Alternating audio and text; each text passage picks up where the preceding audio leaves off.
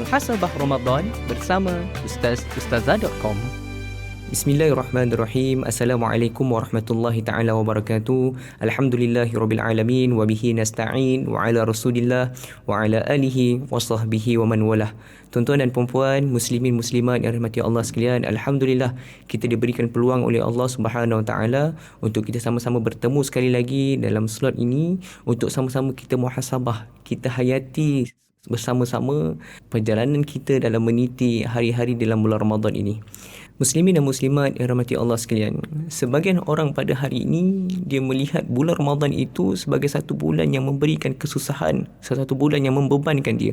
Meskipun mereka tetap melaksanakan ibadah puasa dan lainnya, namun mereka tidak dapat merasai keindahan sebenar bulan Ramadan ini. Hanya mereka yang benar-benar hayati dengan penuh keimanan, ketakwaan sahaja yang akan merasai kemanisan, keindahan bulan Ramadan ini yang dikurniakan oleh Allah Subhanahu Wa Taala. Muslimin dan muslimat dan rahmati Allah sekalian, keindahan bulan Ramadan ini sebenarnya hanya dapat kita rasai di dalam jiwa bagi mereka yang benar-benar bersungguh-sungguh beribadah kepada Allah Subhanahu Wa Taala. Sebab tu kalau kita lihat keindahan, kemanisan, kenikmatan bulan Ramadan ini ada pada sekecil-kecil perkara seperti berbuka puasa. Kerana bagi orang yang beriman, dia akan merasai satu kenikmatan yang sangat besar yang dikurniakan oleh Allah Subhanahu Wa Taala apabila mereka berbuka puasa. Inilah yang disebutkan oleh baginda sallallahu alaihi wasallam dalam sebuah hadis baginda. Bahkan muslimin dan muslimat sekalian, pahala atau ganjaran yang diterima oleh setiap orang itu berbeza mengikut tingkat pelaksanaan ibadah masing-masing. Meskipun kadar ibadah yang sama yang kita lakukan, tetapi setiap orang itu menerima ganjaran atau pahala tidak sama apa yang dikurniakan oleh Allah Subhanahu Wa Taala. Sebagai contoh, orang yang ikhlas berpuasa kerana Allah Ta'ala sudah pasti akan mendapat pahala yang lebih berbanding mereka yang hanya melaksanakan puasa semata-mata untuk menunaikan kewajipan sebagai seorang Islam.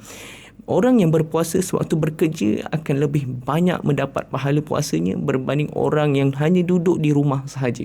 Doktor yang berpuasa ketika perlu merawat ramai pesakit di hospital, di klinik dan sebagainya akan pastinya mendapat pahala yang lebih banyak kerana ujian yang dihadapi ketika berpuasa.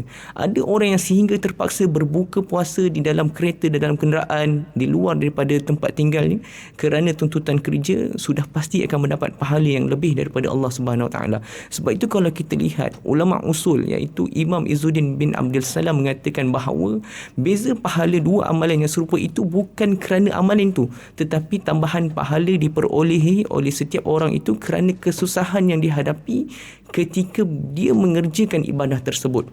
Jadi muslimin dan muslimat sekalian, marilah kita sama-sama kita teruskan keikhlasan, kita pupuk, sentiasa meneruskan keikhlasan yang telah kita berjaya pupuk sewaktu kita beribadah kepada Allah Subhanahu Wa Taala.